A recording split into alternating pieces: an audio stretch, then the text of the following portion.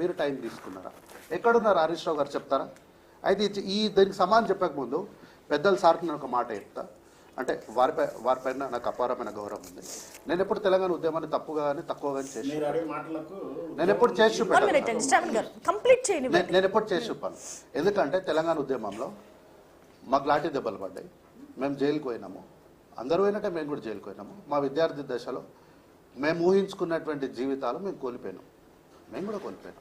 అయితే నేను ఎప్పుడైనా సరే చెప్పేది కాంగ్రెస్ పార్టీ వల్ల తెలంగాణ వచ్చిందని నేను ఇంతవరకు ఏ చర్చ వేదిక చెప్పలేదు. అట్లా చెప్పినట్లు ఎక్కడన్నా చూపిస్తే నేను నిరభ్యంతరంగా వారి కాళ్ళు పట్టుకొని క్షమాపణ. ఎక్కడ కూడా నేను కాంగ్రెస్ పార్టీ వల్ల తెలంగాణ వచ్చిందని నేను ఎప్పుడు చెప్పలేదు. లేదు సార్, నేను ఎప్పుడు కూడా కాంగ్రెస్ పార్టీ వల్ల వచ్చిందని చెప్పాలి. నేను ఎప్పుడు చెప్పిందని నేను ఎప్పుడు మాట్లాడినా కూడా తెలంగాణ ఉద్యమం అనేది, తెలంగాణ రాష్ట్ర సాధన అనేది ఇది అందరి తెలంగాణ ప్రాంతంలో ఉన్నటువంటి అందరి కలయిక, అందరి త్యాగం వల్ల వచ్చిందని చెప్తా. ఈ త్యాగాన్ని ఎవరో ఒక్కరికి మాత్రమే కట్టబెడితే నేను ఒప్పుకోను మేడం. ఈ త్యాగం అందరికి సంబంధించింది. ఇంకా ఈ త్యాగానికి మనం ఏమన్నా గౌరవం కానీ వెలకట్టాలి అనుకుంటే కేసీఆర్ గారు ఏ రోజు నేను ఒక్కనే తెచ్చినా అని ఆయన అనలేదు. ఇది 4 కోట్ల ప్రజలు ఇచ్చినటువంటి తెలంగాణ, వచ్చిన తెలంగాణ, కాంగ్రెస్ ఇచ్చిన తెలంగాణ, వచ్చిన తెలంగాణ కాంగ్రెస్ ఇచ్చిందని కూడా ఒప్పుకున్నాడు కదా. తర్వాత భారతీయ జనతా పార్టీ గురించి కూడా మాకు చక్కగా సహకరించారని ఒప్పుకున్నారు కదండి కేసీఆర్ గారు. ఎప్పుడైనా అయితే హరీష్ రావు గారు ఇక్కడ వారు ఈ ప్రమాదం జరిగిన తర్వాత వారు లేరు, ఇక్కడ వారు లేరు. వారు తీరిగ్గా 5 రోజుల తర్వాత వచ్చి వారు ఫస్ట్ సామరస్యంగా నేను వచ్చి విజిట్ చేస్తా అంటే వారికి పర్మిషన్ ఇచ్చారు మేడం. ఒకవేళ కాదు లేదు అని వీళ్ళు మితవాదం చేస్తే మీరు ఈ డిబేట్ని కంటిన్యూ చేయండి, నేను రికార్డ్ తీసుకొని వచ్చి చూపిస్తా. రికార్డ్ తీసుకొచ్చి మీ సమక్షంలో చూపిస్తా. వారికి పర్మిషన్ ఇచ్చారు. ఇచ్చిన తర్వాత హరీష్ రావు గారు ఆ ప్రాంతంకి వచ్చిన తర్వాత స్థానికంగా ఉన్నటువంటి నాయకులందరూ కూడా మేము కూడా లోపలికి పోతాం, మేము కూడా చూస్తాం, మేము చేస్తాం అని అక్కడ ఒక సీన్ క్రియేట్ చేసినప్పుడు ఏంది అంటే హరీష్ రావు గారు కూడా వారు అక్కడ అందరున్న వారందరి కార్యకర్తలు, నాయకులు అందరిని చూసరికి వారు కూడా మనసు మార్చుకున్నారు. మీడియా అందరూ వచ్చి వారు కూడా మనసు మార్చుకొని వారు ఎట్లయితే వెళ్ళి దాన్ని చూద్దాం అనుకున్నారో ఆ యొక్క లక్ష్యాన్ని తప్పుదో తీసుకున్నారు. దానివల్ల లోపలికి పంపించలేదు. మీరు నిజంగా బాధ్యతగా లోపలికి వెళ్ళాలి అనుకుంటే మీరు చిత్తశుద్ధితో వెళ్ళాలి. కానీ మీరు అక్కడికి వెళ్ళిన తర్వాత క్షణికావేశంలకు క్షణికమైనటువంటి దృశ్యాలను చూసి మీరు టెంప్ట్ అయిపోయి దానికి ప్రతిపక్షాలను వెళ్ళనీయలేదని ఆరోపణ చేస్తారు. మేమేం చేస్తున్నాం? ముఖ్యమంత్రి ఎక్కడ అని అడిగారు, వచ్చారు కదా. ఇప్పుడు రండి, మరి మీ ప్రధాన ప్రతిపక్ష నాయకుడు, మీ లీడర్ ఆఫ్ అపోజిషన్ ఎవరో రండి, మళ్ళీ పోనీ మీరు లీడర్ ఆఫ్ అపోజిషన్ మార్చనన్నా మార్చండి. ఇప్పుడు వారు రారేరు, వారి పెద్దలు గౌరవనీయులు, వారి పూజ్యులు, నా వరకు వ్యక్తిగతంగా రాజకీయాలకు నాకు పూజ్యులే. సరే మీరు రాలేరు కదా వయసు రీత్యా, ఎల్లోపి మార్చండి. ఎందుకంటే త్వరలో శాసనసభ జరిగేది ఉంది మేడం. దానిపైన ప్రభుత్వాన్ని ప్రశ్న అడగాలి ప్రజల పక్షాన. మీకు ప్రజల పక్షాన ప్రశ్నించే అవకాశం, హక్కు 2 ఉన్నాయి. రండి, ఎవరు వస్తారో ఎల్లోపి రండి, ఆడికి వచ్చి దాన్ని ఎవరు పరీక్షిస్తారో, దాన్ని ఎవరు సలహా ఇస్తారో వచ్చి ఇవ్వండి మరి. కానీ ఆడికి వచ్చి రాజకీయాలు చేయొద్దు. ఈరోజు ఆంధ్ర ప్రాంతానికి సంబంధించిన వాళ్ళు కట్టిందని మేము వాడమని అంటారు. మరి నాగార్జున సాగర్, ఇందిరా ప్రియదర్శిని వాడొద్దు, మరి హైదరాబాద్లో ఉన్న ఫ్లైఓవర్లు కూడా వాడొద్దు మేడం. కాళేశ్వరం ప్రాజెక్టు కూడా మీరు ఇప్పుడు ఇక్కడ మీరు గూగుల్ ఓపెన్ చేసి చూడండి మేడం, నేను చెప్పేది తప్పు కాదు. ఈ ప్రాజెక్టు కూడా వాళ్ళు మొదలుపెట్టింది ఏం కాదు. డాక్టర్ బిఆర్ అంబేద్కర్, రంగారెడ్డి, చెవేల, సృజన శ్రవంతి ప్రాజెక్టుకు వీళ్ళు పూర్తి చేసినారు. ఆ రోజు ఎందుకు పూర్తి చేయలేదు అంటే మేడం ఈ ప్రాజెక్టులు మన ఇల్లైనా కట్టడానికి 6 నెలలు 7 నెలలు టైం పడుతుంది మేడం. చిన్న ఇల్లులైనా, పెద్ద పెద్ద బంగ్లాలు అయితే 1 సంవత్సరం 7 కాలం పడుతుంది. ఇప్పుడు కల్వకుంట్ల చంద్రశేఖరరావు గారు ప్రగతి భవన్ కట్టిరు. నేను ఆరోపణ చేస్తలేదు. ఎన్నాళ్ళకి కట్టిరు? 2 రోజులలో కట్టిరా? 8 నెలలకు 9 నెలలకు కట్టిరు కదా. మొదలుపెట్టిన ప్రాజెక్టు కంప్లీట్ అవ్వడానికి టైం పడుతుంది మేడం.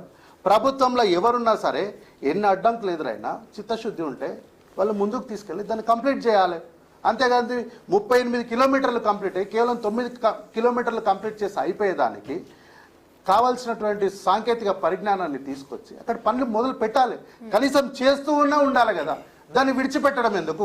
ఈరోజు నేను చెప్పేది ఏం లేదు మేడం.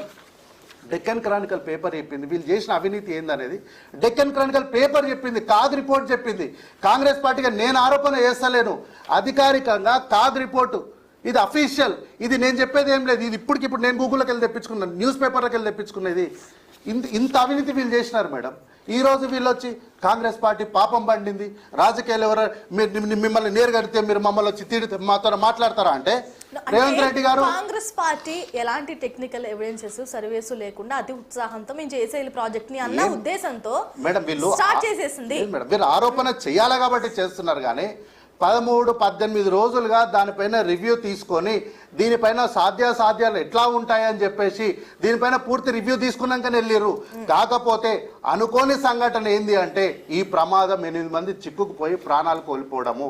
అక్కడ ఎట్లా ఉందో చూడడానికి, దాన్ని చూసి ఒకవేళ మనం చేయగలిగితే దీన్ని ముందుకు వెళ్ళడానికి మనం మరింత అంచనాలు ఎట్లా వేయాలి, ఏం చేయాలని దాన్ని తెలుసుకోవడం కోసమే ఒకటే అడిగేసినాం మేడం. మేము ఒకటే అడిగేసినాం, పూర్తి పోలేదు ఇంకా లోపలికి.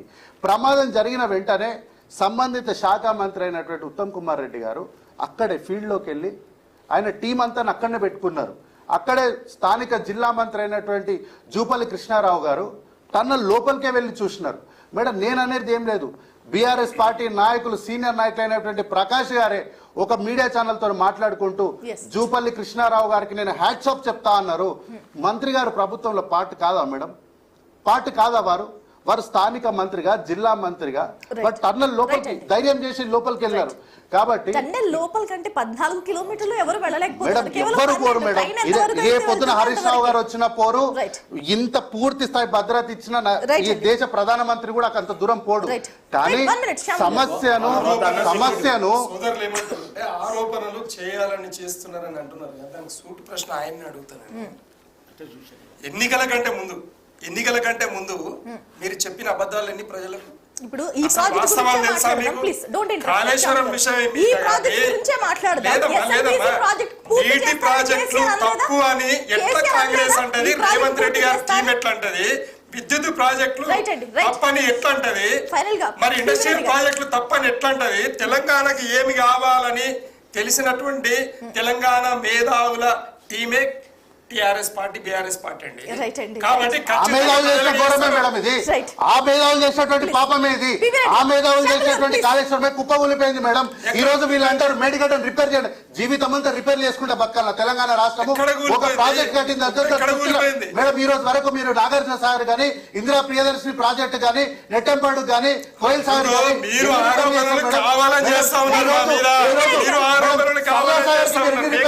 చెప్పండి. ఏమో సైద్ధాంతికంగా మాట్లాడతాం, మాట్లాడతాం. వీళ్ళు సరళా సాగర్ సరళా సాగర్ కట్టి 100 సంవత్సరాలు అవుతుంది మేడం, ఇంతవరకు రిపేర్ లేదు.